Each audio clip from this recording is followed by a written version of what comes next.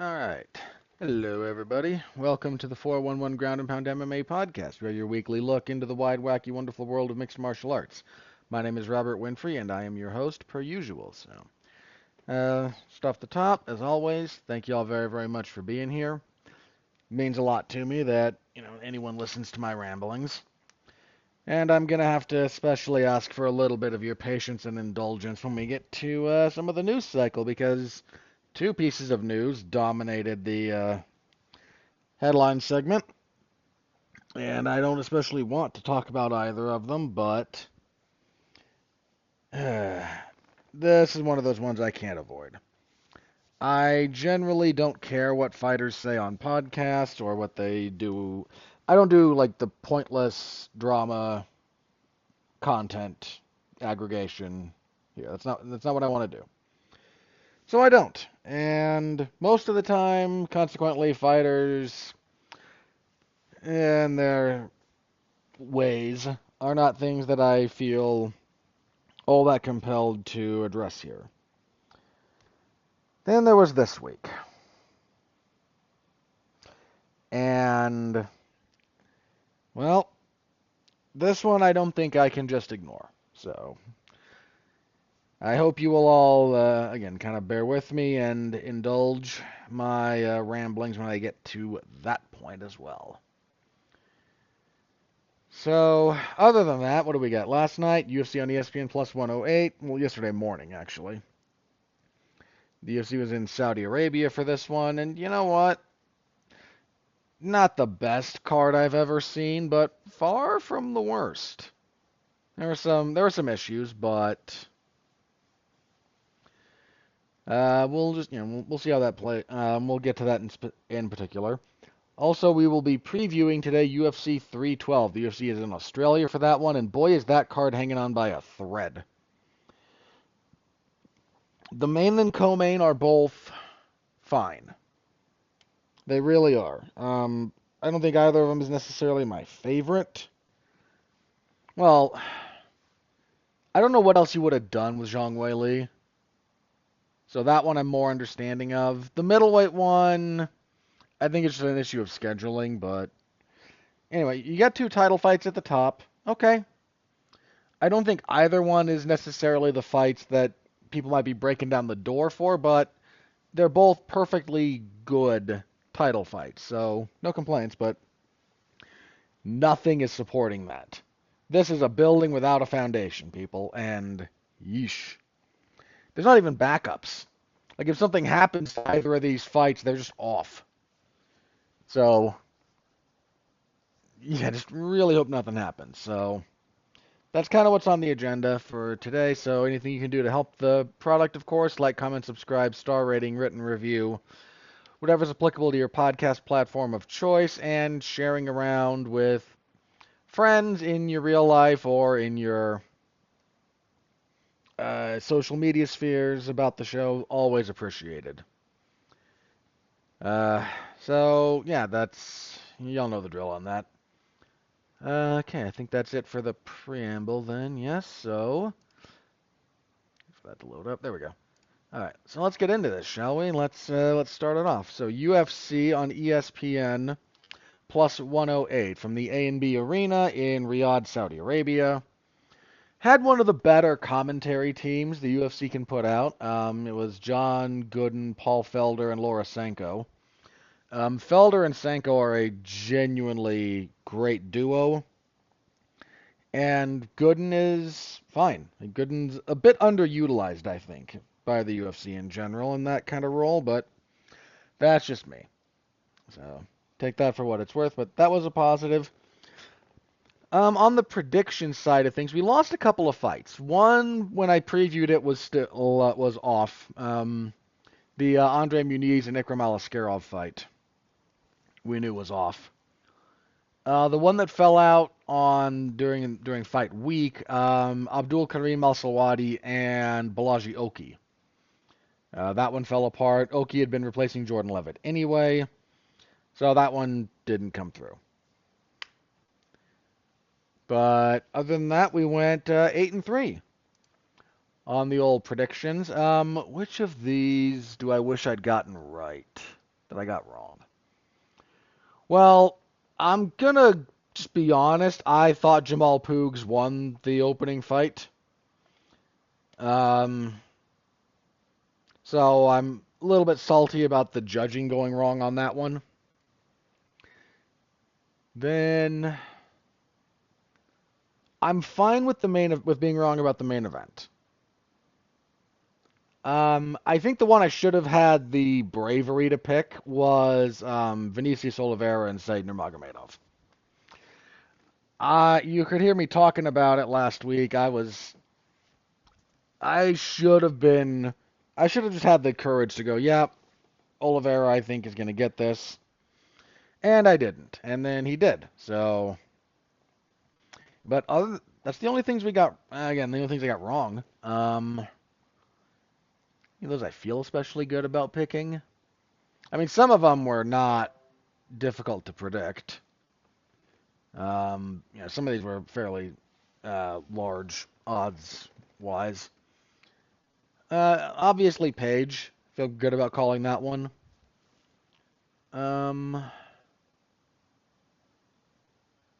Little bit Ziam.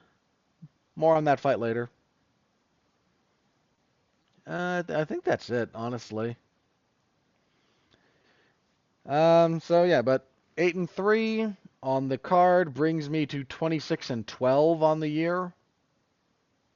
So doing okay, a little better than 2-1. Like to get that up a little bit, but three. If I'm gonna have another, like, I think my first really rough prediction of the year is probably gonna be 3-12. There's a lot of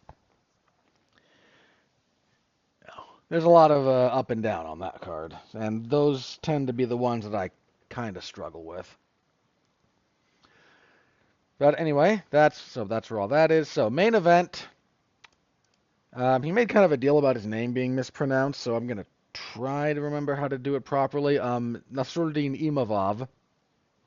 I've never had a problem with his last name. It's actually his first one where the emphasis is. Stops Israel Adesanya with punches 30 seconds into the second round. Adesanya looked in good physical condition. Fought a really good first round. Chopping with kicks, maintaining distance. Got hit with an uppercut near the end of the round that snuck through and didn't really rattle him, but definitely connected. The big deal was, for long stretches of that round, Imavov pretty clearly wanted to be in boxing range. Like kickboxing range, he didn't have a whole lot to offer, but anytime he could kind of sneak into punching distance, that's when he would put forth a pretty serious effort. Second round, there's a little bit of an eye poke. Adesanya waves it off. People have been joking like he tried to do the Alex Pereira thing and it backfired horribly. That's slightly exaggerated. Like the fouled fighter kind of telling the ref, no, this isn't a big deal. We're good. Pereira did not invent that, okay? Like, be slightly serious. The parallel is there, and I understand it. I'm just saying, like, he did the Pereira. No, Pereira didn't make that up. It just got very popular when Pereira did it for reasons. But really nice timing from Imavov. Waits for a switch from Izzy, attacks on the switch, and it's kind of just a 1-2. The left hand isn't really committed to the jab. It's kind of just there as a distraction, and then the right hand comes over the top. The thing about that is because of the switch,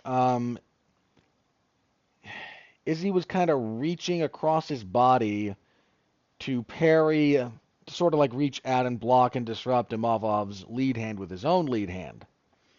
Now, Israel Adesanya knows significantly more about fighting than I do. When I say the following, understand that there are no real, like, written in stone by the finger of God rules in fighting. There's very, very, very few of those. Everything else tends to be how do you make it work for you, or here's the reason why you do or don't do something, and then you have to figure out how many times, what you want to, how to make it work for your style, when you want to do it anyway to either induce a reaction or capitalize on something your opponent's doing. Like, there's a lot of nuance to all that. But in general, you don't reach to parry the lead hand with your lead hand, especially in closed stance, because the power hand that follows, then it can't be blocked. If you want to disrupt the jab, or if you want to disrupt the lead hand work when it's coming in, you tend to use your backhand. This, of course, is why people throw the jab to establish it, then start the jab, and then turn it into a hook, because that hand kind of goes to parry, and then leaves an opening. But again, this is kind of the why there's nothing's perfect in this. But because Izzy is reaching out with now his lead hand, there's not really anything to defend his head from the right hand of Imavov. Catches him, hurts him. He catches him then with a left uppercut against the fence that drops him. Gets on top, starts wailing away. Ref steps in. Izzy wasn't thrilled with the stoppage initially. His coach kind of gave him a look like, no, you weren't in a good spot there. I was okay with the stoppage. Look, was Adesanya like really unconscious? No. But Imavov wasn't just kind of like standing over throwing random punches in a flurry to try and confuse the ref. He actually like had the back technically. So he's not just landing blows, he's in a dominant position that Adesanya is not really is like badly struggling to try and address. And position, as far as that goes, is actually fairly important to determining whether or not someone can intelligently defend themselves. On the objective scale, like, is this slightly early on the sweet spot of stoppages? I can see the argument for that, but it's not at all out of bounds. This was not an early stoppage in the way people usually mean early stoppage. It was not a bad stoppage. So, really big win for Imavov. Says he wants to fight for the belt next. That strikes me as unlikely. There's a few, not impossible, unlikely. There's a few things in play here. So, one, UFC 312 has a middleweight title fight. And we don't know how that's going to go. If there's weirdness around that, they might just make an immediate rematch for the trilogy between DDP and Strickland. Again, pursuant to weirdness. There might be a perfectly clean winner, but there's an injury, or, again, other extraneous circumstances. There's also Khamzat Chimaev, and he seems like the next guy to fight for the belt. Assuming the belt is open, and assuming some of his travel issues get resolved. And with, the UFC the new administration here in the UFC being a little bit more in the United States rather, excuse me, being a little bit more friendly to the UFC, who knows? Again, we'll kind of have to wait and see how that plays out. I don't imagine a lot of sanctions on Kadyrov himself or some of Chechnya is going to lift. But they might be willing to allow certain people to travel to the United States now where they wouldn't before. So, again, iffy there. Have to wait and see. And so Chimaev seems like the next guy to fight for the belt. In fairness to Imavov, like, you can't make your case a whole lot better than he did. Going out there and beating pretty definitively. Even if you think the stoppage was, on the swifter side, it's not bad.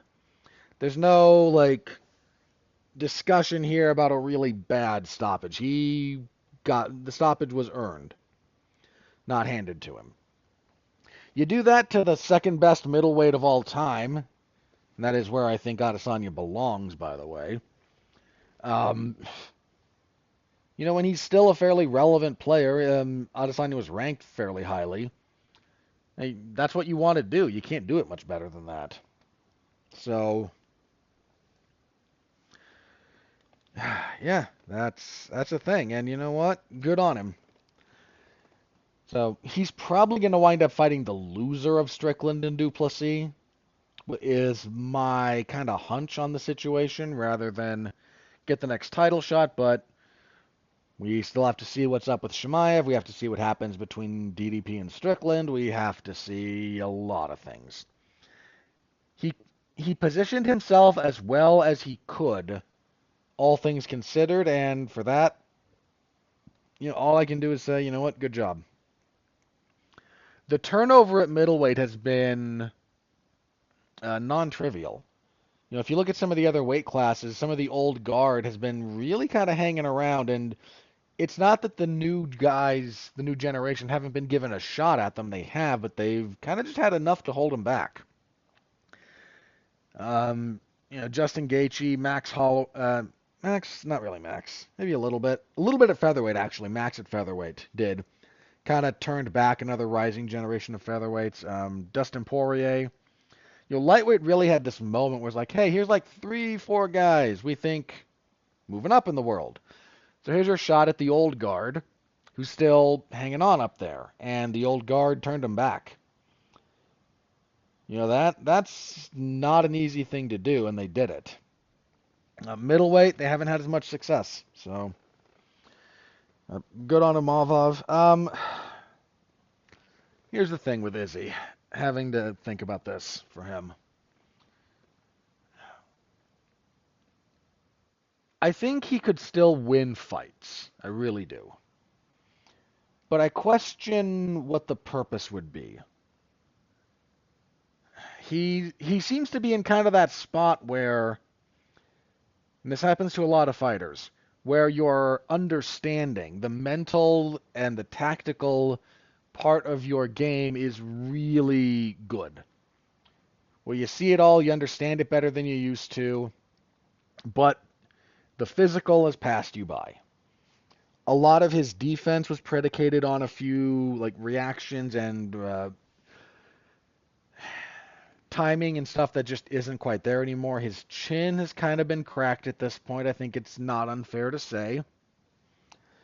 I don't mean that, a stiff breeze could trouble the guy, but it's not what it used to be. This guy ate a head kick from Kelvin Gastelum at one point and didn't go down. Right? The first guy that actually knocked him down was Sean Strickland, and that was kind of fluky's the wrong word, but he got right back up. Like, it wasn't a really bad. I mean, even that barrage that Pereira threw at him to win their first MMA fight, he didn't go down. Now he's getting dropped, he's getting hurt, and it's kind of getting worse. You had the weird loss to Strickland, where Strickland's style just kind of seemed to mess with 80 to 90% of what Adesanya likes to do.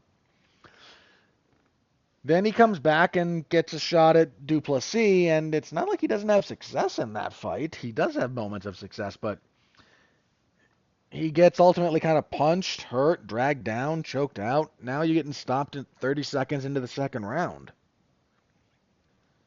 Like, the trend is not going in a good direction.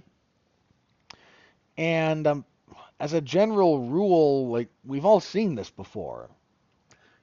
Well, I shouldn't assume how long you've been watching, but if you've been around MMA or fight sports in general for a while, you've seen this. When the decline starts, it's not that there's still not moments where you can marshal ability, but the number of guys who actually reverse that trend in any kind of meaningful capacity is really small. And things tend to just get worse.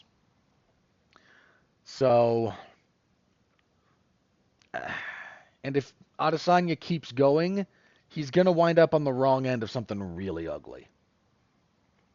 I mean, that's true of everyone. You fight long enough, you get the kind of beating that, changes you. And I don't think he's had that. He's had some tough fights. He's had some losses, but I don't think he's had that, like, seriously uncomfortable fight to watch. And ideally, you get away from that. So I don't know what he's going to do. He was non-committal about it after the fact. But it's very close to time for him to hang him up, I think. This is a guy who, first of all, his legacy in MMA is secure. I'm not joking when I say he's the second best middleweight the UFC's ever produced. He's only behind Anderson Silva in that respect. His style and what he did in MMA forced the rest of the sport, in particular that division, to level up in some significant ways. The level of striking he's having to deal with right now is so much more sophisticated than what he did when he got into the UFC, and he has made other people raise their game on so many levels. That really is kind of one of the marks of like, what's your legacy? I made everyone else get better to try and beat me. George St. Pierre did that. Anderson Silva did that in a lot of respects. Um, Jose Aldo did it. Well, you had to get really good to try and beat Jose Aldo at one point in time. That's one of your big marks, and he's done that. So if this is the end of the road, I am very, very grateful for what he's done. It's been occasionally frustrating to cover some of his fights because some of them are a little bit dodgy, but everybody has some of those. Almost nobody is a best bout machine in that context. But watching what he was able to do, yeah, it was great. It was really great. So if this is the end of the road for him, as I mentioned, like nothing but good wishes from me to him. All right, co-main event: Michael Venom Page defeats Shara Magomedov via unanimous decision, 230-27 and a 29-28. Live, I was 30-27. Sort of rethinking going over the third round again. I can see Shara getting the third. I think some of Page's efficacy dropped a little bit in that round. But by and large, some of what I thought was going to happen happened. One, the size. Shara is not used to dealing with guys who have some very distinct physical advantages over him. And Page is both taller and longer. So that's going to mess with some of Shara's game to begin with, say nothing of the style. Magomedov's boxing is not good. I mean, his ring craft is not great, but ring craft in MMA in general is iffy. So I don't hold that too much against him, but it does need to be said. But yeah, his boxing is just not there. He's got some good kicks, and he's willing to throw some crazy stuff. So it kind of works, but boxing and kickboxing are different monsters. And what Page did a lot was, I'll stay out of range, let you try to kick me, miss a lot. Landed a few. There were some leg kicks that he landed, but, I think Magomedov, didn't land a blow to the head in the first 2.5 rounds. Clearly the first 2 rounds didn't land a blow to the head. Which is kind of insane to do that in MMA. But Page is just bouncing, timing, and then exploding through kick distance into boxing range, landing punches, and then in that distance, Magomedov's defense is not quite there, his offense is not quite there, and even if it were, Page does a great job of blitzing, landing, clinching. And then he's actually landed some pretty decent elbows in the clinch. Started showing the flying knees because he's Page. Some people were doing the, fraud check thing, and that is an overutilized term in the MMA space. Allow me to express the following. Page may be a little bit on the old side for an MMA fighter, but he came into the UFC and pretty comprehensively outclassed Kevin Holland. And Holland has been way up and down in the UFC, I get it, but he's a proven UFC veteran. Then I kind of scored that Ian Gary fight for Page. And he turned Ian Gary into a wrestler. That's what he did to him. Gary had almost nothing for him on the feet. Had to do the grappling thing to kind of eke that one out. Michael Page is not some scrub. I know he kind of got that reputation from all of his time in Bellator when he was promotionally misused for a big chunk of time. And I don't expect Page to ever win a world title. I think that's, I don't think that's going to happen. But he's not a scrub. He's a tough matchup for a lot of people across a couple of different weight classes. So saying this was, a fraud check, like, no. Page is a tricky matchup for pretty much anybody. Not an impossible matchup, clearly, but just tricky. And that can be difficult for people who don't have the experience to handle that, or who don't have the skill set. And look, as far as Magomedov goes, yeah, his kicking is still pretty dynamic. He generally has a fairly high output. Not here, but in general. One of the other things that kind of works in his favor. But his boxing is not very good. And unfortunately for him, he actually doesn't have a plan B. Like, if he can't make you do the kickboxing thing with him kind of at the range he prefers, where he can also throw in some spinning stuff, like, what does he do? He doesn't have a plan B. He doesn't have a great clinch game, as kind of evidenced here. He doesn't have a lot of wrestling. He doesn't have, again, like dynamic ranges from which he can strike or methodologies from which he can strike. Like some guys do great in the pocket, but you get him out of the pocket, it's a little bit dicier, but they will like force themselves into that space. There's a lot of work that still has to go on with Magomedov, is the long and the short of it. And if you have a discerning eye for a bunch of this stuff, that was not unapparent going into this fight.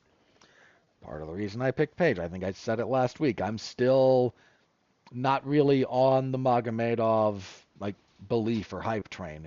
I'm just not there. I'm not there. So good win for Page, probably going back to welterweight after this. He's going to make generally mostly fun fights. And seeing some of the annoyance on the on the faces of the people who are like, boy, we can, we've really got something in Magomedov. Well, I'm not saying you don't. I'm saying you don't have what you thought you had on the time frame you thought you had it. Heavyweight, Sergey Pavlovich defeated Jairzinho Rozenstruik via unanimous decision, 30-27 across the boards. This fight sucked. Pavlovich a little bit hesitant. Volkov might have done a number on him in some ways. Rozenstruik, he's the same guy he's always been, pretty much. So, yeah, nothing there. Bantamweight, Vinicius Oliveira defeated Said Nurmagomedov via unanimous decision, 29-28 across the boards. I kind of thought they might screw old Lock Dog on this one when it was all said and done, but they didn't. This was your fight of the night. Absolutely deserved it. It was going to be this or Ziaman Davis, and I think they probably got it right here. I'm a little bit more partial to Ziaman Davis personally because I love blood flow in my fights, and those two cut each other up, but this was probably the better fight, technically. So Said Nurmagomedov does a lot of kicking, a lot of flashy stuff. It's not that he can't wrestle. He can scramble okay. But if I'd been able to recall some of his other fights properly, or had done some tape study on him, I would have, because as soon as this got going, I went, oh yeah, he struggles down the stretch. Like, his style is just so high output. His energy is just puts out so much.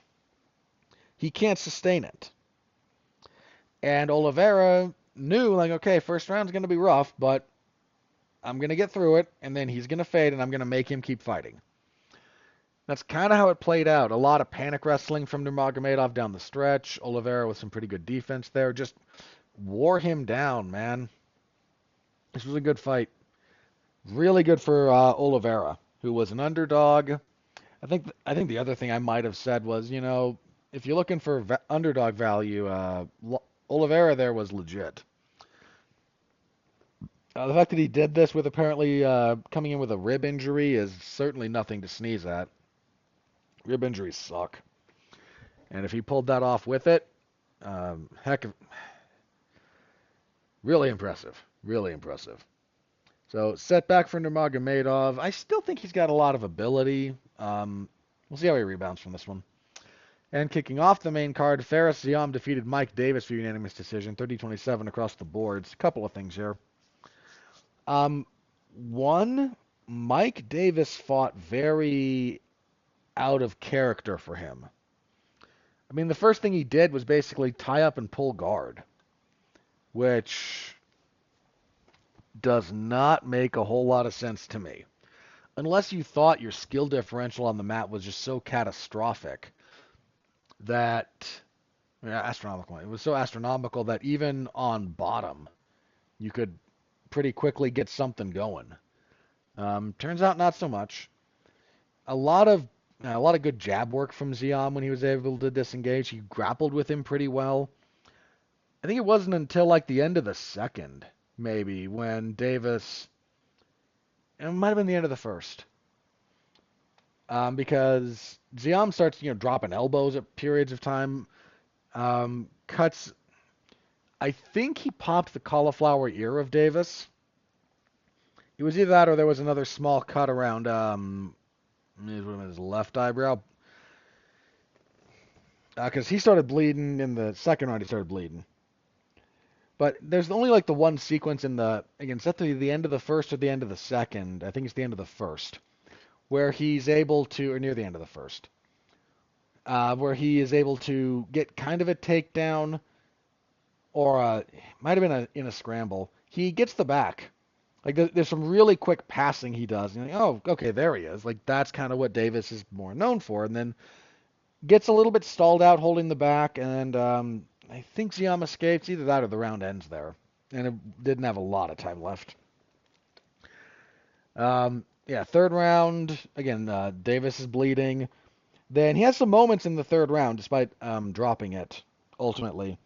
He actually cuts, because he gets hurt in that third round, but he cuts Ziam around the left eyebrow with a really nice elbow, actually, after he gets on top for a period of time. Just fun, scrambly, back and forth fight with some really odd decisions from Davis. Anytime Davis got this into boxing range and could kind of force more of a brawl, he had some advantages. He couldn't match Ziam technically. And especially with the length difference, I think that really got in his head a little bit. Because anytime he got this more into the pocket, Ziam can fight in the pocket. But Davis had an advantage there in some respects, and he just couldn't keep it there, and sometimes he chose not to keep it there, which was a little bit odd.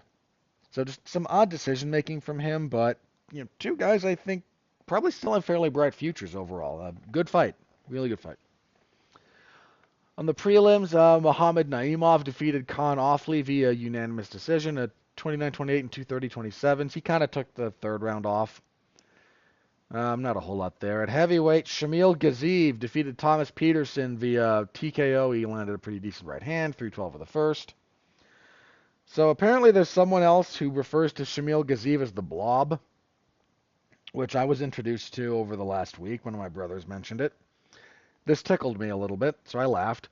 Then I saw this fight, and it's the Blob against the smaller Blob, and when the bigger Blob meets the smaller Blob, the bigger Blob wins. So yeah, that's being a little bit disingenuous to these two guys. The fight wasn't good for as long as it lasted, but, we got to finish at least. Which is more than can be said for the other two heavyweight fights on this card. Just need to bring this up briefly, because I'll get to the other one. But Tom Aspinall, after this event, going, man, the heavyweight division kind of sucks. Can somebody put some life into it? We're with you, Tommy. We all want better heavyweights. Lightweight, Terrence McKinney defeated Damir Hadzovic via TKO punches, 201 of the first. Pretty standard Terrence McKinney stuff here. Got a knockdown? No, he got a takedown, if memory serves. Sorry, it's kind of late here, and Saturday was just super busy for me, because this started at 7 a.m. my time. Then there was, I had kind of the rest of the day after that, but, I Did some stuff, watched the Royal Rumble for the WWE. Then I watched the David Benavidez and David Morrell fight. Look that one up if you get a chance. That's a really good fight on the boxing side of things. That was a good one. So just yes, yesterday was just busy, and I'm still kind of feeling some of that. So yeah, McKinney ultimately got that done on the ground with ground and pound, but again, pretty solid stuff from him overall. I think he did get a knockdown. He usually does. Let's see, catch weight next because Lucas Alexander missed weight for the second time in a row. Bogdan Grad had a rough first round, he did. But Alexander started fading down the stretch, and Grad just lot of pressure, lot of pace. Eventually, did some decent work on the feet, got him down, got to a dominant position, pounded him out on the mat. Alexander's gonna have to move up. And you've missed twice in a row, like unless you can demonstrate something significant that you're changing, you got to move up. And kicking everything off, Hamdi Abdelwahab defeated Jamal Poogs via split decision. There was a 30-27 for Poogs, and then two 29-28s for Abdelwahab. I was 29-28 Poogs. I thought Abdelwahab probably got the first. Not by a huge margin, but probably. But I thought Poogs took rounds 2 and 3. The fight sucked out loud, so I'm not like up in arms over it, but that's where I was. All right. Yeah. So let's see. Full report, MMAZone411mania.com. Oh, bonuses. I mentioned fight of the night was Vinicius Oliveira and Said Nurmagomedov. No issues there. Performances went to Imavov and Bogdan Grad. You didn't have a lot of finishes here. So the question is, would you prefer... Oh, sorry, I completely skipped it. Jasmine Jasdavicius beat Mayra Buena Silva. There was one other one I knew I missed there. Yeah, Buena Silva, flyweight is not her weight class. She did okay in the first. She still lost. It was 30-27 across the boards. Jasdavicius just moved well, picked at her to the body, got a takedown, and kind of beat her up from on top. Once we get to this rounds 2 and 3, Buena Silva's visibly slowing. The body work's adding up. Like, this is just not a weight class that is optimal for her, I think. And, pretty solid win for Jasdavicius, and women's flyweight could use some help, so, solid performance, nothing special. But anyway, so your choice is if you assume Imavov gets one, and I think that's a fair assumption, you have to choose between Shamil Gaziev, Terrence McKinney, and Bogdan Grad. That's it. And I might personally be lean more towards McKinney, but I don't think it's wrong to give it to Grad. And Gaziev is sad that his gym is moving up a flight of stairs. I don't know. I shouldn't say that. Anyway, as I mentioned, full report, MMAZone411mania.com. Go give it a read if you're so inclined. I always appreciate that. All right, we're going to move on to UFC 312. Because that is our next event. They are I mentioned already, in Sydney, right? I feel like that's Sydney. Yeah, Sydney. Main event. A rematch for the middleweight title. Champion Dricus du Plessis goes for his second title defense as he takes on former champion Sean Strickland. Du Plessis claimed the belt by beating Strickland via split decision last year, UFC 297. I think I picked DDP then. It was a close fight. And this is always going to be kind of a close fight, I think. The way these two match up, Sean Strickland is just not an easy guy to beat. I guess unless you're Alex Pereira. His style is very defensively effective. It's hard to hit him cleanly. It's hard to hit him consistently. He pushes a pretty decent pace for middleweight. He can counter wrestle, and a lot of his offensive weaponry is designed to maintain distance. I don't mean huge distance, but most of what he does is jabs and front kicks. Like, that's designed to keep you out of the pocket. He wants you at the end of those weapons. He wants to keep you there for as long as he can, and then to pick at you until you go nuts. And it's an effective strategy. It's not an easy strategy to employ, and there are issues with it on occasion, but it's a winning strategy for him. And then there's Duplessis, who is a little bit more bullheaded, physically quite strong, has good power. You know, Duplessis is in a lot of respects a better fighter in terms of his well-roundedness. There's a handful of specific technical applications that Strickland is better at. But I've said this before, man. Duplessis is one of those guys I just don't have a great handle on his game. Partially it's because so much of what he does is unique to him. He has made things that work for him. And that's what you're supposed to do. You're not supposed to fight like a textbook. I mean, you can, and if you're really, really good, then, hey, that'll work. But as a general rule, your goal is to find what works for you with maximal efficiency. Efficacy, rather, not efficiency. And he's done that, and it looks goofy. And I mean, listening to Robert Whittaker and Israel Adesanya talk about this, like, they both said, like, he's the best, worst fighter in the world because what he does looks weird, but it works.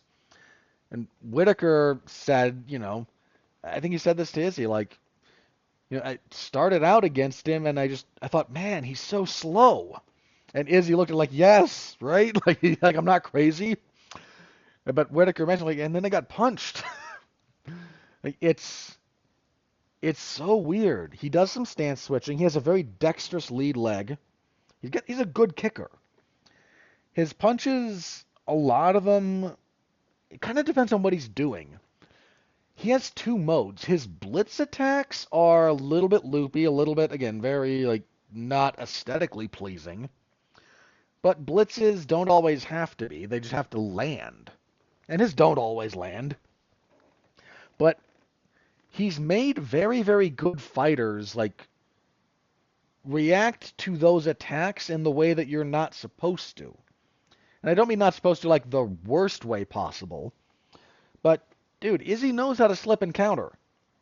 He knows to just slide back and then fire. And everybody ahead of that fight was like, yeah, DDP's going to overextend, and Izzy's going to do kind of what Connor does. Just glide back like half an inch, let it fall short, and then boom, counterpunch. Like, everybody who's fought him knows this. Well, certainly everyone in the UFC. Like, these are not bad fighters. They know these basics. Something about what he does or how he does it makes whoever he's attacking that way just go like, you know what, I'm going back like 4 feet the other direction. Just way, absolutely out of position to counter. Also out of position so they're like, hey, I'm not going to get hit. The wrestling is interesting because Sean Strickland's a pretty good, again, defensive wrestler. But Duplessis is, again, a lot of what he does in the grappling department is a little bit head-scratching, but if all you think he's doing is, like, I hate to phrase it this way, but work with me here. If you think he's Homer Simpsoning his way to success, you're missing the point. There is a lot of technique in what he does. It's just technique designed around him specifically rather than what you teach generally. And that throws people off, and it makes you not appreciate what he does. So I'm going to still lean a little bit towards Duplessis here. Not by a huge margin. I think the odds on this, they favor him, but like what, minus 170, give or take? -2. That's fair. I don't think, again, about 2-1, I think that's about right. I wouldn't be comfortable going higher than that personally. I wouldn't give almost anybody better than those odds to beat Sean Strickland just because Sean Strickland is who he is and he fights how he fights. But, you know, I didn't hate their first fight. Including, Duplessis like headbutting Sean in the hip. Oh, that was funny. Um, yeah, so I think the odds on this one are about right, and you know what? I'll go with Duplessis still. I may not understand his game in a lot of respects, but I respect the heck out of it. And I really need to watch him in more detail. Co-main event for the strawweight title, Zhang Weili, your two-time champion, is going for her third defense of her second reign. Um, she's on a four-fight winning streak. Her only UFC losses are to Rose, and just to Rose. And frankly, that second one, you could argue she should have won it. I mean, she got stopped in the first one, no issues there. That second one, if you score that for Zhang, I am not arguing with you too much. So she was last seen beating Yan Xiaonan in a fight where she beat Yan 3 times. She should have had a TKO stoppage in the first, choked her out in the second, but right at the end of the round, and then they kind of ignored the rule where if you're unconscious via choke at the end of the round, your fight's over. They've kind of let Jan's corner obfuscate that, and then she went on to win the decision. Zhang's got a boatload of accolades to her name, and she's really good. She's fighting Tatiana Suarez, who, if you'd asked me a while ago, I would have said probably should have fought for the belt before now, but she can't stay healthy. She's had a myriad of neck issues. I mean, look, put this into perspective. Suarez won a season of The Ultimate Fighter in 2016. That was her fourth professional fight. She's had 6 fights since then. She fought once in 2017, beating Viviane Pereira. Twice in 2018, beating Alexa Grasso and Carla Esparza. And that's kind of when we all went, hey, might be something here. She took almost a year off. Beat Nina Ansaroff. Now, Nina Nunes now. Yeah. Couldn't remember who she was married to. And that's in 2019. Then doesn't fight again until February of 2023. When she moves up to flyweight, struggles a little bit in places, but ultimately beats Montana De La Rosa. Goes back to... wait, is she still at flyweight for that fight? I'm pretty sure she went back to strawweight for the Andrade fight. I want to double check, though. Yes. And guillotines Jessica Andrade. There's a lot really, really good about Tatiana Suarez's game. Very, very good wrestler. Has added a really good submission game. Her striking is still shaky. Quite shaky in some respects. But, she had a pretty decorated wrestling career. Went to the World Championships a few times. I mean, her only loss in the 2010 one was to Yoshida, Saru Yoshida, who, if you don't know, is the most decorated athlete in freestyle wrestling history, male or female. She's won she's won 3 Olympic gold medals, 13 world championships. Yoshida, it was a big deal when Yoshida lost. It was 2 Olympic cycles ago to Helen Morales. Yeah, in 16. So yeah, been a bit. When she lost in the finals, so that was a huge deal in the world of amateur wrestling.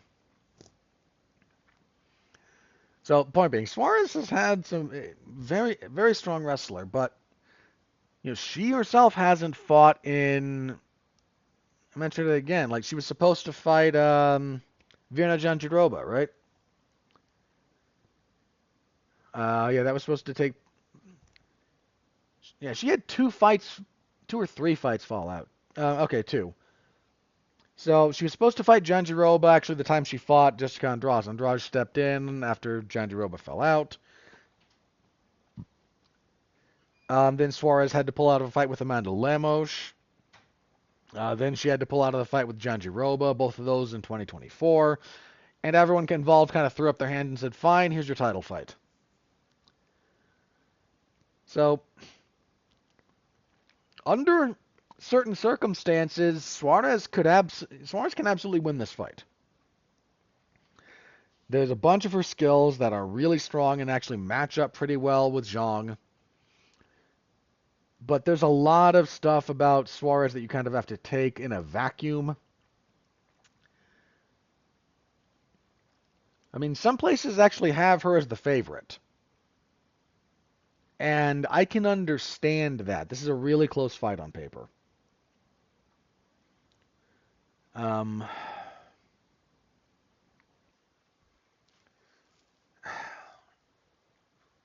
old is Zhang? You know it's close when I'm going to this stat.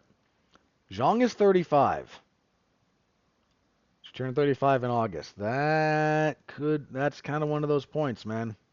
I mean, Suarez isn't exactly a spring chicken. She's 34, and I really have to be careful talking about some of this because I am far from a spring chicken myself.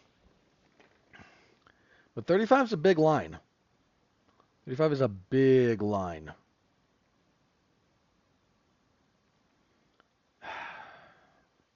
You know what? All right. I'll go with Suarez. I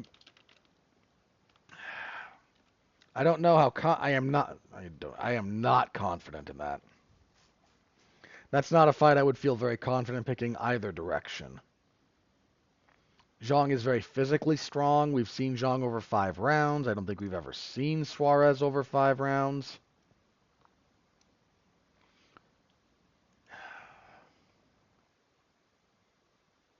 I There's a lot of reasons to go either way here.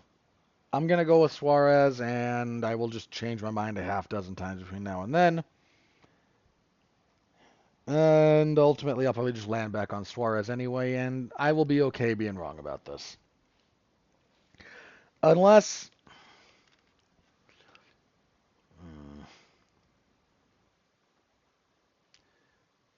I'm going to asterisk this one, not because I want to do a bunch of tape study, but there's a few things I want to see from both of these women actually during fight week, so that's why. Like, there's a few things I actually do want to see about them. Before I really feel confident solidifying a pick, even though, I'm not going to be confident in the pick, but I can be confident solidifying it. So those are the only two fights on this card actually worth money. There's a few good fights on the prelims, but this is a card held together barely. So next up at heavyweights, we have Justin Tafa and Talison Teixeira. So Tafa, this is the bad man, right? Yeah. So Justin Tafa,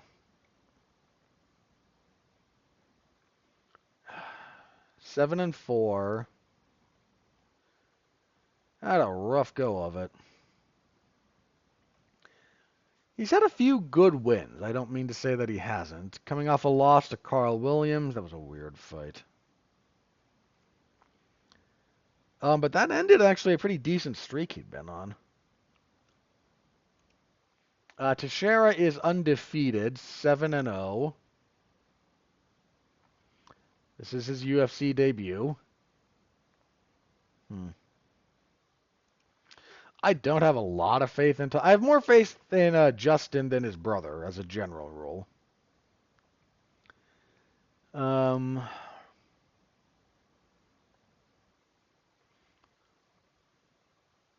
Odds are actually with Teixeira. There's a few of these I'm going to wind up going with the odds just because I don't know enough about some of the participant.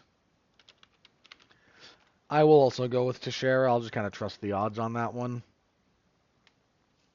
Hang on, there's got to be a physical thing I can look at here on these two. Teixeira's a big guy, 6'7", 83 inches of reach, only 25. Yeah, Tafa's only 6 foot, 7. Yeah, okay. We're sticking with Teixeira there. There's a real physical dimension there. I'm glad I looked that up. Light heavyweight next, Jimmy Crute and Rodolfo Bellato. Jimmy Crute occasionally has fun little fights. Poor guy hasn't won a fight since 2020 when he beat Modestas Bukauskas. Since then, had the doctor stoppage to Anthony Smith. I think that was fair. He had a leg injury or something in that fight. Lost to Jamal Hill. Okay, Jamal Hill became champion. Draw with Alonzo Menafield. Kind of lucky to get that. And then in their rematch, Menafield choked him out. Crute is kind of definitively on the downside here. So what do we know about Mr. Bellato? He is 12-2. Another trator, which means tractor in Brazilian Portuguese. Decently sized guy for the division, 6'3", 77.5 inches of reach.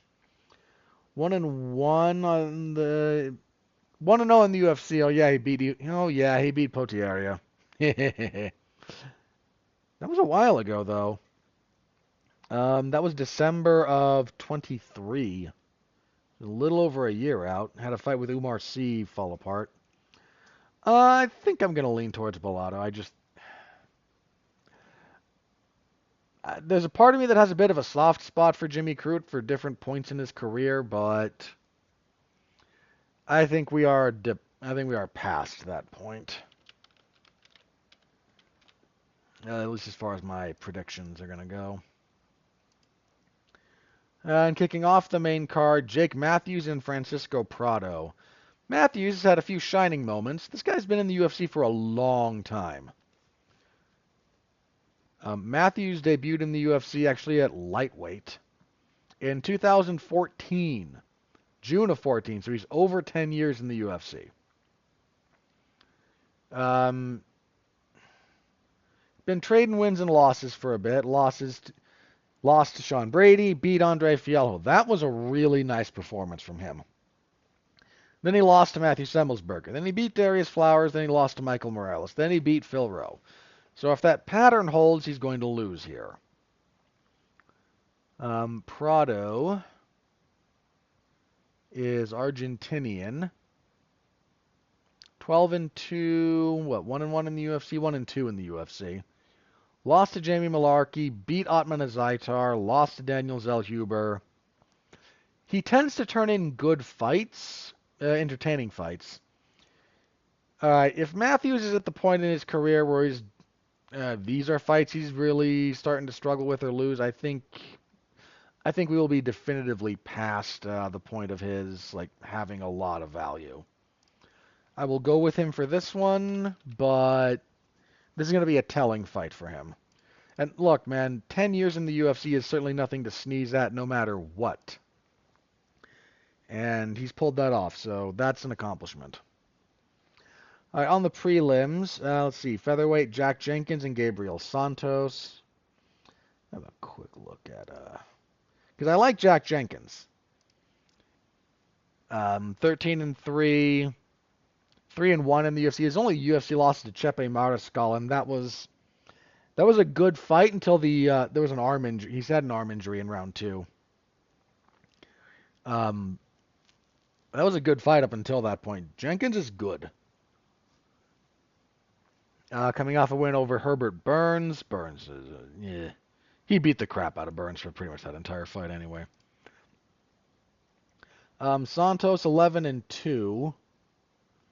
Only 2-1 in the UFC. Losses to Lerone Murphy and David Onama. Not going to hold those too much against him. Coming off a win over Yijia, this is Jenkins. I think really highly of his upside. Still got to show some development in a few places, but in general, Jack Jenkins is not someone to take lightly in there. Well, the odds are actually pretty heavily with Santos. I'm sticking with my pick, but this if the odds are accurate and Santos wins as like a -2.5 favorite, so -250, 2.5 to 1. I might have to reevaluate a few things. I don't think Santos is a bad fighter, but I don't know. I like Jenkins as a general rule. So lightweights next: Tom Nolan and Vyacheslav Borshev, or Barshow. I forget exactly how he prefers that pronounced. So Nolan 8-1, 1-1 in the UFC, 2-1 in the UFC, 2-1. Came in with a lot of hype and immediately lost his first fight. Rebounded since, wins over Victor Martinez and Alex Reyes. Borshev 8-4-1. Slava Claus, he's a happy fellow. 3-3-1 in the UFC, coming off a split decision win over James Yontop. Hamas Yontop, excuse me, he's Peruvian.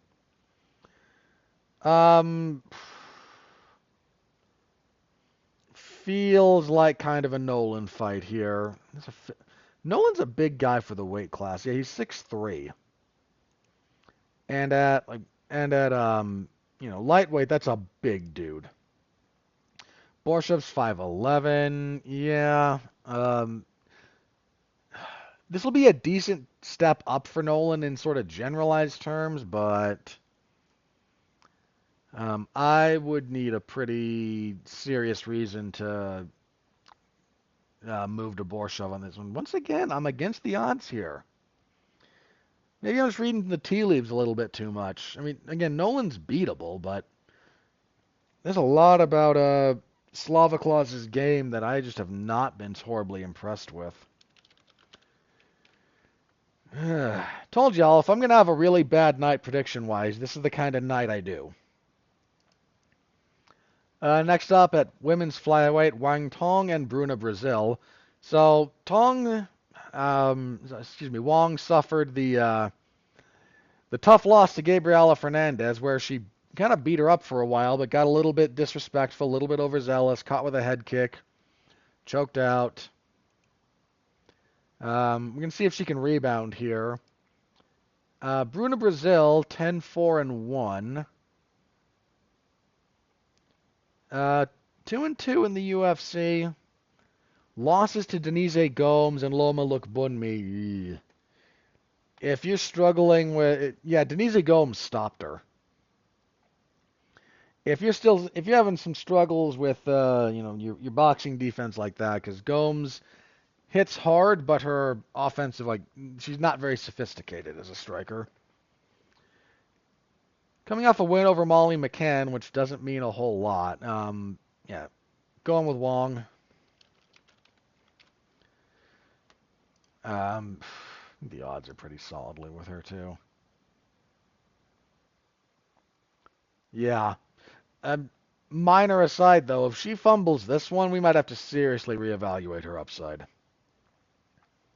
Bantamweight, this is notable because Ilia Toporia's brother, Alexandre, is making his UFC debut against Colby Thickness.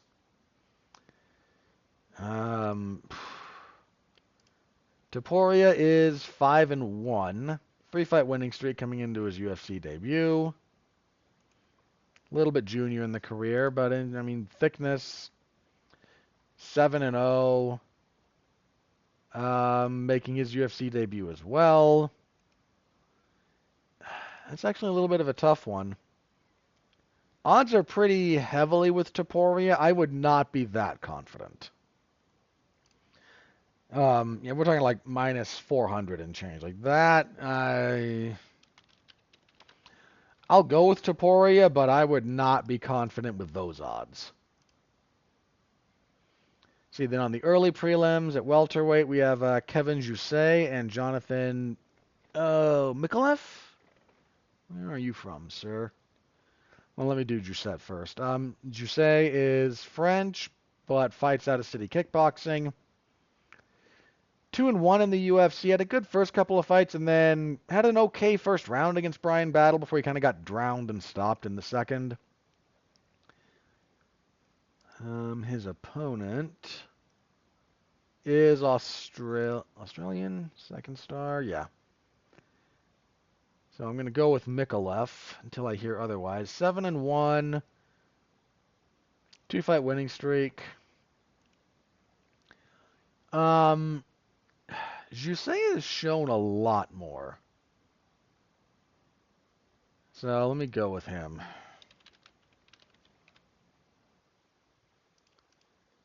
But again, we're dealing with some guys that I just do not know that well. Lightweight, Rongju and Cody Steele. So Rongju, coming off a loss to Chris Padilla, there was a doctor stoppage in that. Did his eye get swollen up? I mean, he's in his second stint with the UFC. His first one, he went 1-2. Lost to Kazula Vargas, beat Brandon Jenkins, and then lost to Ignacio Bahamondes and missed weight, got cut. Fought his way back into it and lost to Chris Padilla. Again, doctor stoppage.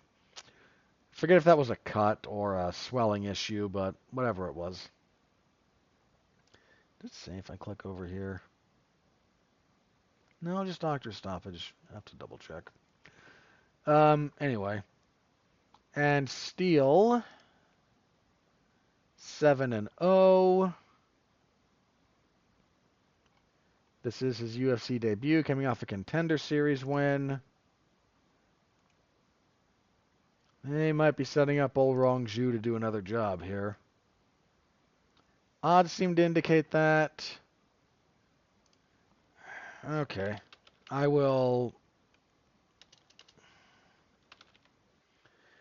I think I'll go along with that.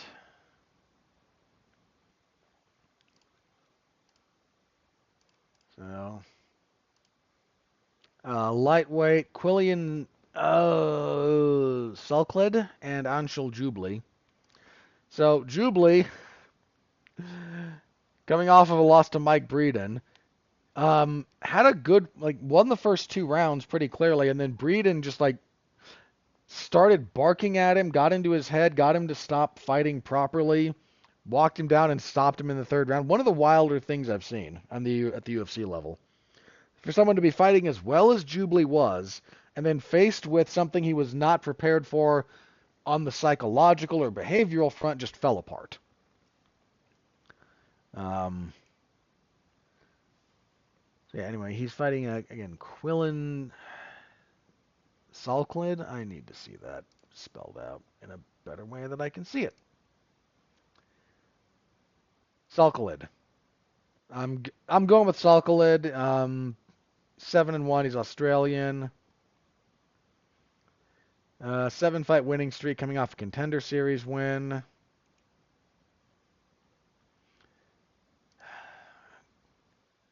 Let's see. The odds are pretty heavily with Sulklid. How long ago was that fight for Jubli? That might be part of what's going on here. October of 23. Yeah, that's been a minute. All right, yeah, I will also go with the favorite here. It's ALK ILLD. All right, and kicking everything off, we have actually, if I'm going to circle something else, I am going to circle this one. We have flyweight action between Hyun-Sung Park and Naimarenja. I had this guy's first name at one point, and I can't remember how to pronounce it. Niamjargal Tumendenbarel. Actually, I think this one has some decent potential as an entertaining fight, if nothing else. So Park undefeated, 9-0. 2 fights in the UFC. 1 to win his season of Road to UFC, and then he beat Shannon Ross his last time out. Made him box him a whole lot. And Tumendenbarel, 8-1. Lost his UFC debut in the split decision to Carlos Hernandez. That was a fun little fight. This is a good little bout. Um, I'm I'm sympathetic to Tumen Denbril. If you didn't, I saw some of his regional stuff because um, it got shared around some of the highlights because he fights a little bit like a madman. Park is just rock solid. Get you into punching range, and we're gonna throw down. So I'm gonna go with Park, but my rooting interest is with Tumen Denver, all things considered. So, all right, there we are. I half expect to have a real bad night on this one, prediction wise. But Saturday, MMA Zone 411mania.com. Y'all know where I will be. I will have you covered from start to finish. So give it a follow and say hi if you're so inclined. All right, let's just do this, shall we? Much as I don't want to, if we're gonna have this conversation, let's talk about some of the very, very, very, very dumb things fighters said this week. Okay, let's start with Bryce Mitchell. So Bryce Mitchell launches a podcast with I guess a buddy of his, and in the first episode decides to say that I don't think Adolf Hitler was a bad guy. He fought for his country, which he did in World War I. He just wanted to cleanse his country of the greedy Jews, which I wouldn't say just. And he didn't want, queer ideology and philosophy being taught. And that's kind of what was going on. And there's a degree to which some of that is accurate in terms of the medical side of things about Germany at that period of time it was weird. The history of that is it's a little bit weird. And, just kind of concluded that, yeah, I think he would have been a good guy to go fishing with before the meth got to him. So, okay. It's really hard sometimes to say I do this. Fighters say dumb stuff all the time. That's not new. It's not gonna be new. That's been true for as long as professional fighting has been a thing. And there's some things that are wrong, but that I can kind of track. If we're talking about just some stupid things said by people in MMA or boxing, there's some stupid things that are said. Sometimes you can kind of track, like, okay, I can understand how you may have arrived at this erroneous conclusion. And then there's Adolf Hitler was a good guy.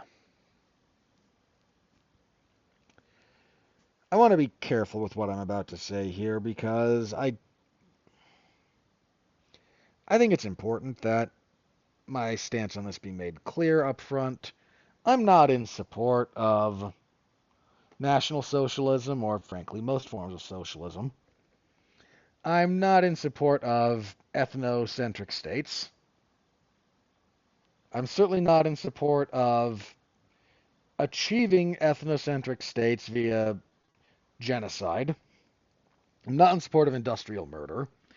I'm not in support of ridiculous warmongering and instigating the deadliest conflict in human history. Now, there's a degree to which World War II was inevitable even if you don't have Hitler. It just doesn't look the same. And if you want to make that argument, fair enough. I don't necessarily disagree. And if you want to make the argument that it's important we discuss Hitler as a human being, rather than as some abstract boogeyman that is other to humanity, I would actually completely agree with that. This is something that, again, I need to say this, so I need y'all to understand this. You know where I come from about that. I'm not in favor of any of the practices here, okay? But, so, understand I'm operating in good faith, please. And let's just talk for a minute about how we arrived at a position where what happened with the Holocaust happened. And to do that, one of the things we have to do is demystify this. We talk about Adolf Hitler like he's a monster. What he did, what he oversaw, what he instigated was monstrous. However, Adolf Hitler was a human being. He was not some demon made flesh. He was not the physical manifestation of murderous impulse. Right? He was not some metaphysical, existential, spiritual thing that just dropped in. He was a human being like you, like me. If you want to have that discussion, I think that's an important one. I don't think that's the discussion Bryce Mitchell is trying to have. But I'm going to have it very briefly that he was just a person. Gifted in some respects, because there's another thing. If you think Hitler was uniquely evil, you know not enough about history or humanity in general. Adolf Hitler might have been uniquely successful, but the number of people on Earth throughout its history, including right now, who would do what Hitler did if they were capable of it is a lot bigger than you think. And I don't mean to Jews. This is something that you really have to understand if you're going to get the lessons you should take from Nazi Germany. It's not about the Jews. It was for them. The point I'm making is not. It's about your enemies. And I don't care who you think that is. You might have very good reason to think it. I'm not here to judge that. But it's about who you believe your enemies to be. That's what this is about. And Hitler, there's a lot of people, I'll get back to that in just a second. There's a lot of people who would do what Hitler did, who would do what Stalin did, who would do what Mao did. A lot of people who would, if they could. But they can't because that's very difficult. Hitler had, and I hate praising him in some respect, but I think I have to be accurate. Hitler was like a logistical genius. Look at all the stuff he put in place to make that work, to make all of that work. You don't just fall into that. There is talent to that. That's a skill.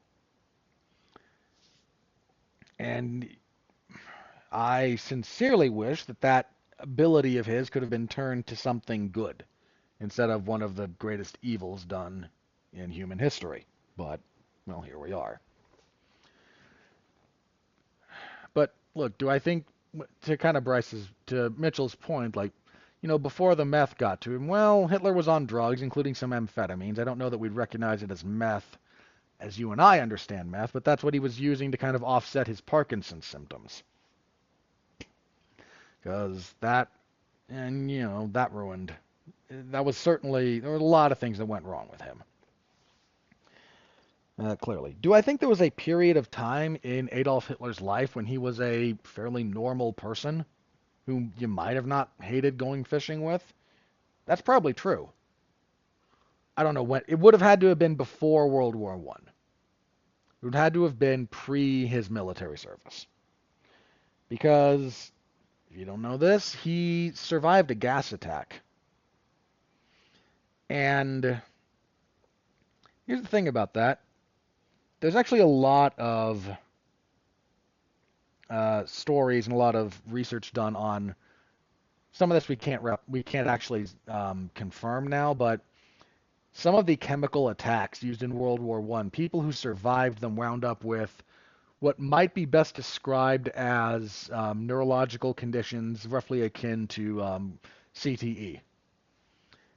People who survived gas attacks were not all of them, sort of, there's, again, some variance here, but a lot of people who did had personality shifts.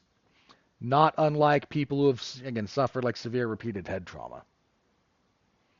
Now, I don't know if there's something specific to those chemicals that was inducing that, even if you survived the attack. I know there's a lot of like data around that. And he survived one of these gas attacks and seems to have been part of what changed him. Changed stuff that was going on in his brain. Now, it's rare that CTE or things that kind of invoke a similar response create something new out of whole cloth in your psyche. It's why most football players with CTE just wind up committing suicide in some variety, and Chris Benoit murdered his wife and kid and then killed himself. He clearly had some underlying issue that was badly exacerbated by chronic traumatic encephalopathy. So Hitler had things messed up in his head that I imagine got exacerbated via some of the stuff he dealt with during his military service, which is not unique to him or anyone else, and that's not an excuse for him. If you think that's what I'm doing here, I am not. I am not excusing him. I am seeking to explain, because if you're not aware of how someone could wind up like that, you are subject to winding up like that yourself. The people of Germany in that period of time were not uniquely evil. Another thing you have to keep in mind here. As I said, this is not about the Jews. It's about who your enemies are, who you've been led to believe your enemies are, and what that does to you. And consequently, what you will do as a result of it. The people of Germany at that period of time were not uniquely evil. You can find people doing kind of what they did throughout human history.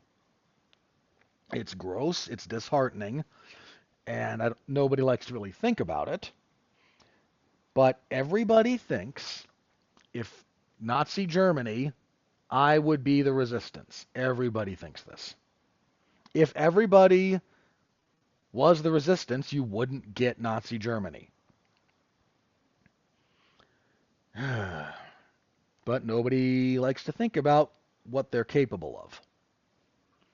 There's a psychological exercise that pertains to this, and it goes a little like the following. Like, imagine for a minute that you're a guard at a concentration camp.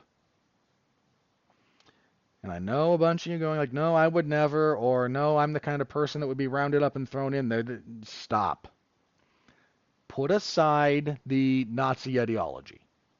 This is not about that. This is about your enemies, and you're told, we're going to round up your enemies. We're going to stick them here behind these barbed wire fences, and you'll be safer. So who are your enemies? And the reality is, we've all been told for a long time who the enemy is. You're being told this by people trying to manipulate you. Spoiler on that. It's so-and-so. It's the whatever group. So think about this for just a second. And I mean this. This is dark. But take a second. Be honest with yourself. You're a guard at a camp, standing there, machine gun in hand, rifle in hand if you don't want to go with fully automatic, and marching off of a bus into your facility is a large group of your enemies. I don't know who you're visualizing, and I told you I'm not here to judge this, except to say it's bad for any of us to think about humanity this way, but it's also kind of inevitable. But they're your enemies. I don't care who you think they are. Think about it for a sec. Who are you? What do you do? I had this conversation with myself. And I found my answer. And no, I'm not going to tell you. Because I really don't like what I found, as far as that answer goes. I really didn't like it.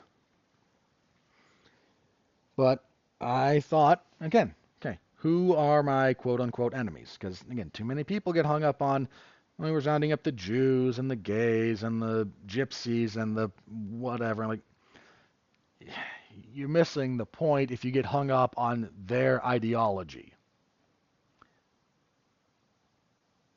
I mean, for crying out loud, here in the United States, we interred Japanese citizens and Italian citizens. That one doesn't get talked about a whole lot, but we did it after Pearl Harbor, and the Canadians did something similar.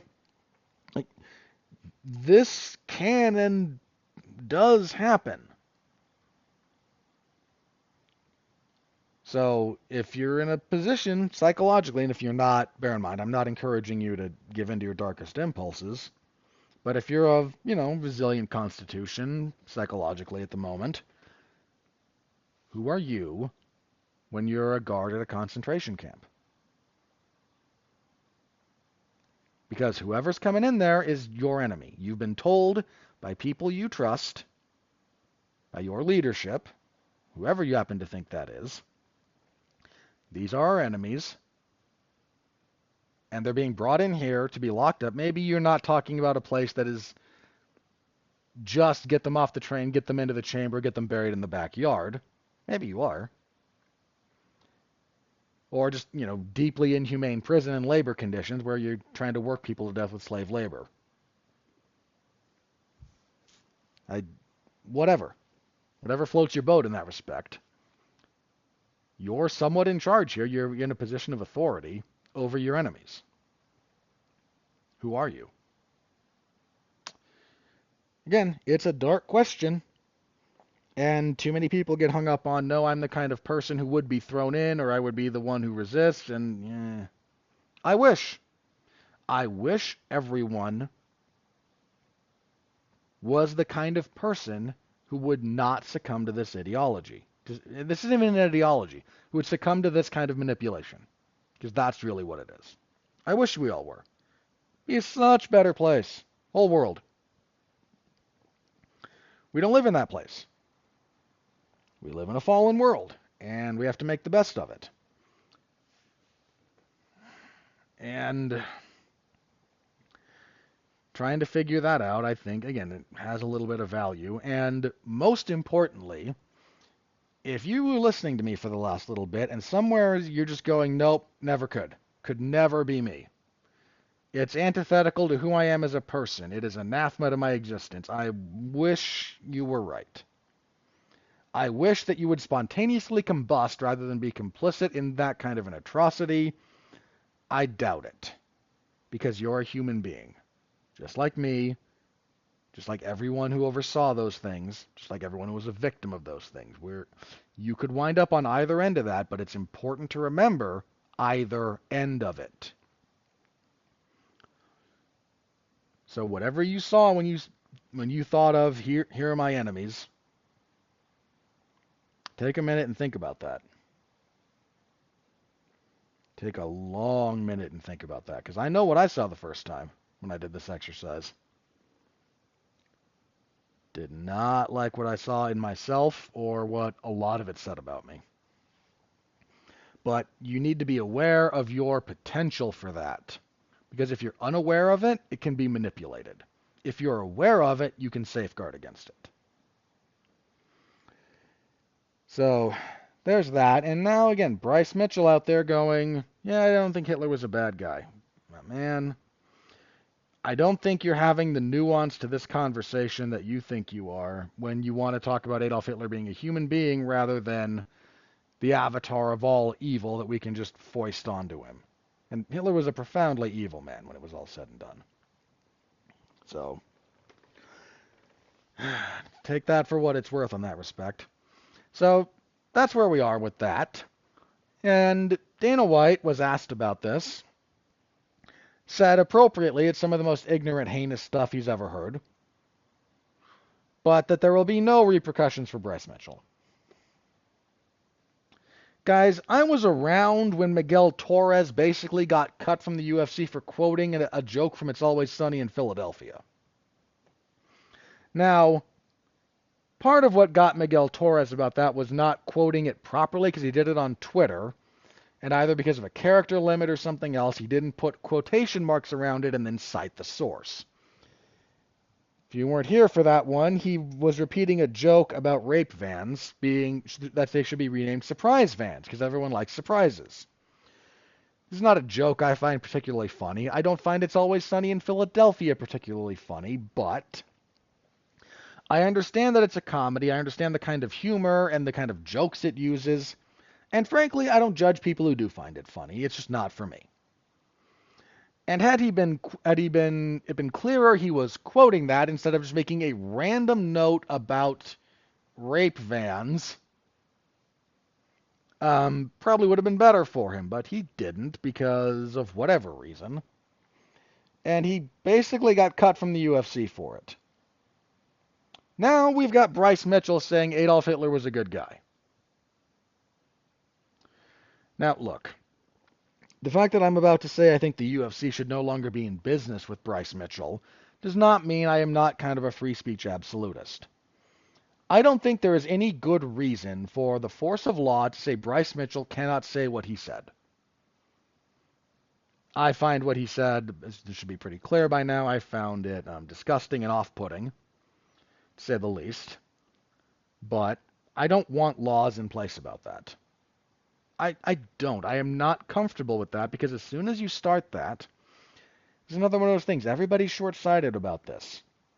Whatever laws you want put in place, you have to think to yourself, what if, because I'm an American, so I'm going to phrase this in the American, as it relates to the American political reality and landscape. If you're a Democrat, you have to think, what would the Republicans do with this law? Vice versa if you're a Republican. And if you are not comfortable with the other side having access to the power that that law grants, or going with the precedent it sets, you should not want the law passed. Because the potential for abuse exists, and it's not a good thing. This is a big litmus test that people don't get. So, no, I don't want the force of law to be brought to bear on Bryce Mitchell. That's different than saying I don't think a business should be involved with him anymore. And I don't think the UFC should.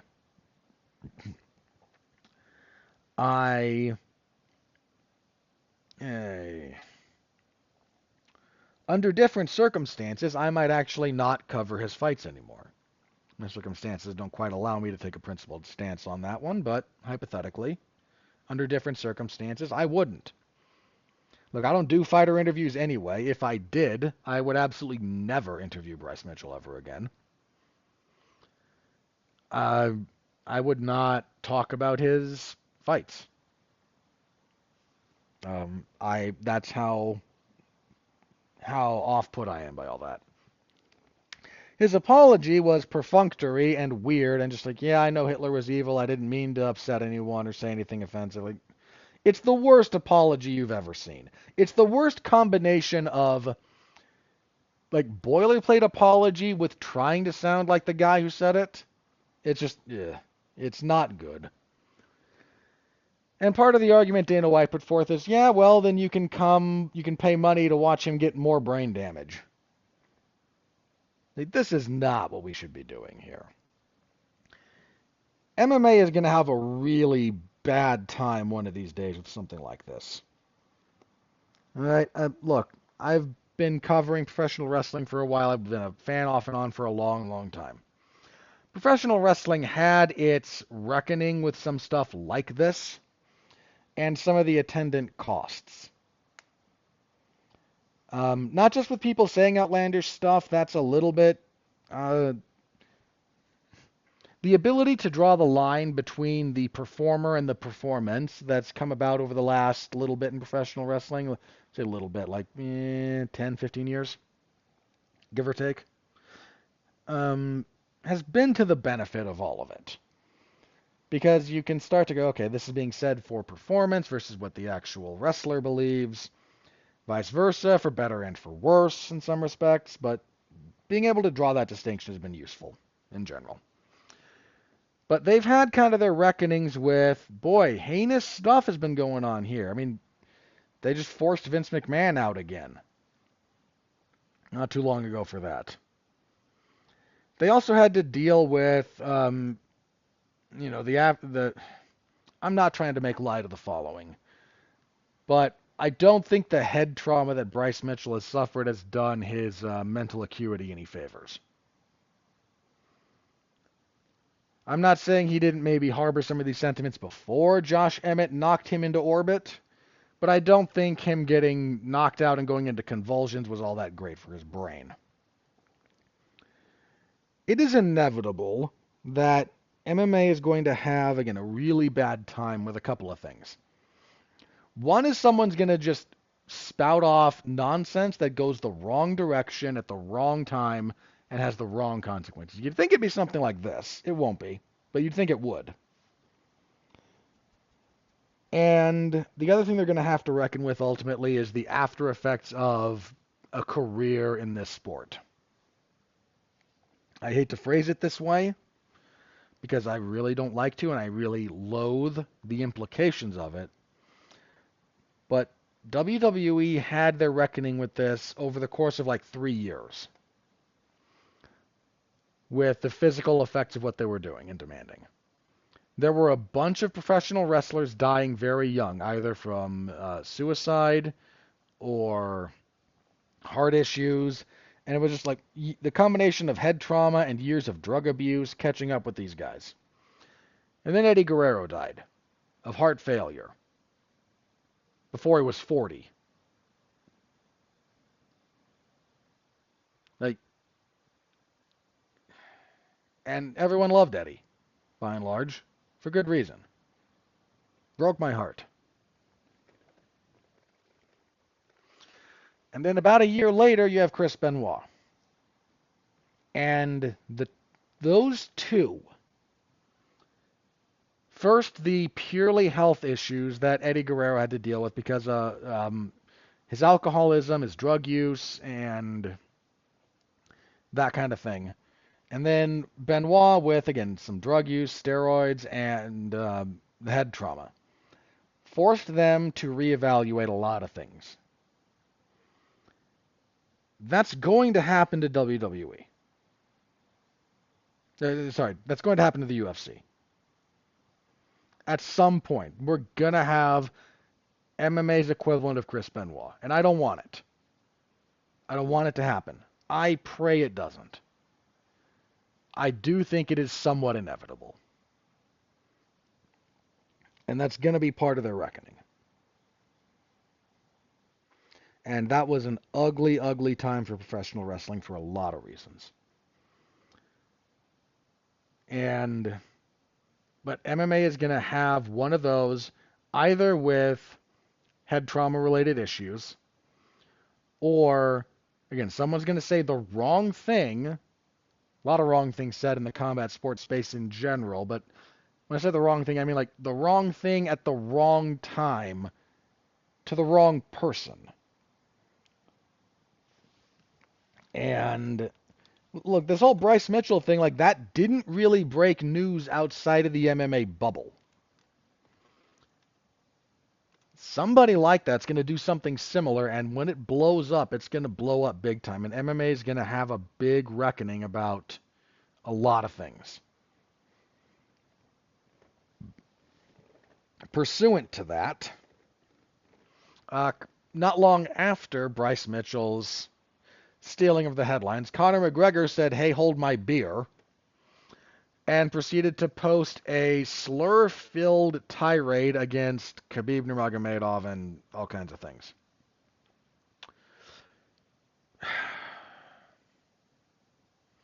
You know, Conor was here in Utah last week.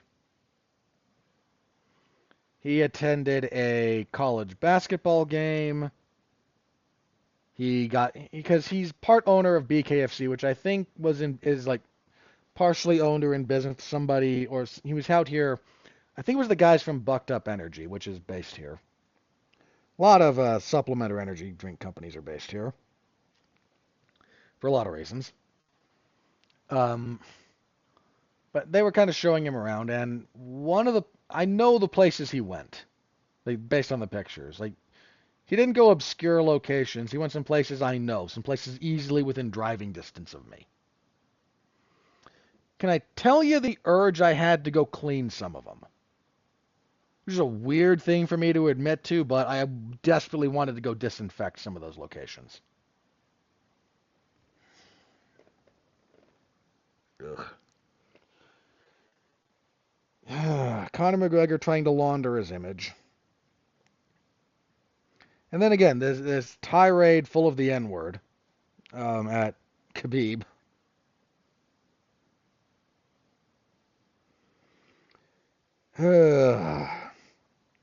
Here's the thing. There's always crap like this in combat sports. Always. Let's look at boxing for just a second. Here's the thing about boxing and stuff like this. If you're not saying things to build specifically to a fight, because this is the other thing, like as a general rule, we will kind of just let you say anything to the guy you're going to fight. There's still a few things that, don't. But in general, you can say heinous things to someone who you're going to engage in voluntary physical combat with, and we'll all kind of go with it.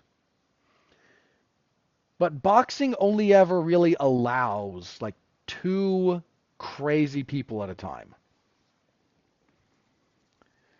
I mean, someone like, Ricardo Mayorga, who said some bat guano nuts things to like Oscar De La Hoya. But there weren't a lot of other guys doing what he was doing. Saying things like that. Like, look, there's always been people in boxing who will play the racist card for one side or the other. I mean, Muhammad Ali did frequently, brought up race.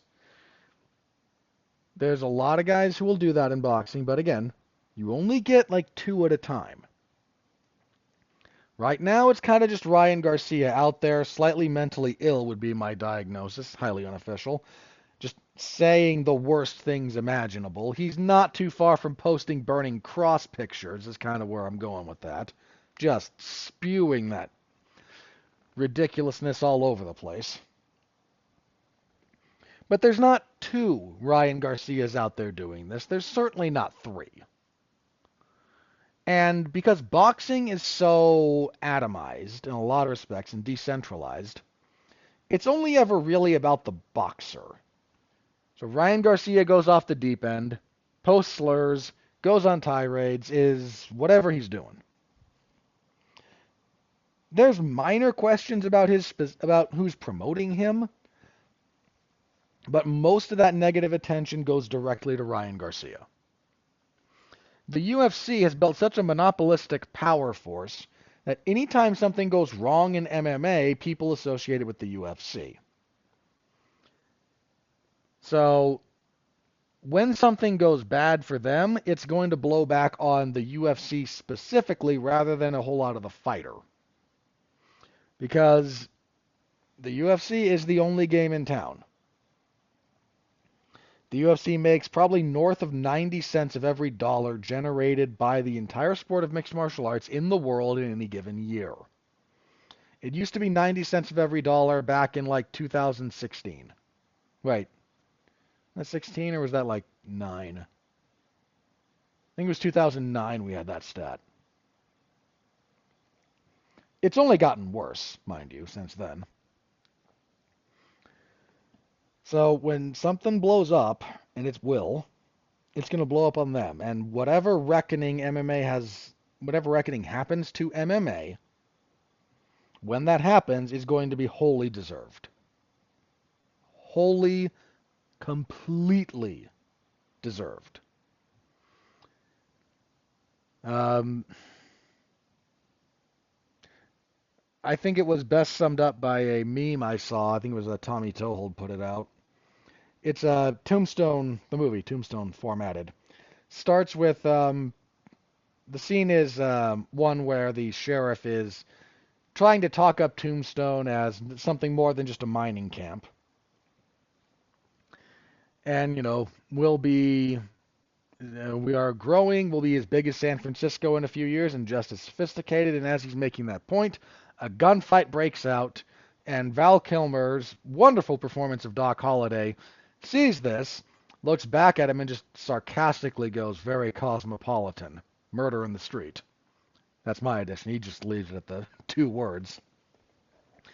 And this one starts with, no, MMA's growing, it's mainstream, it's as mainstream as it's going to get, be an Olympic sport soon enough, and then the middle panel is Connor's screenshots and Bryce Mitchell's podcast, and then that very cosmopolitan sarcasm.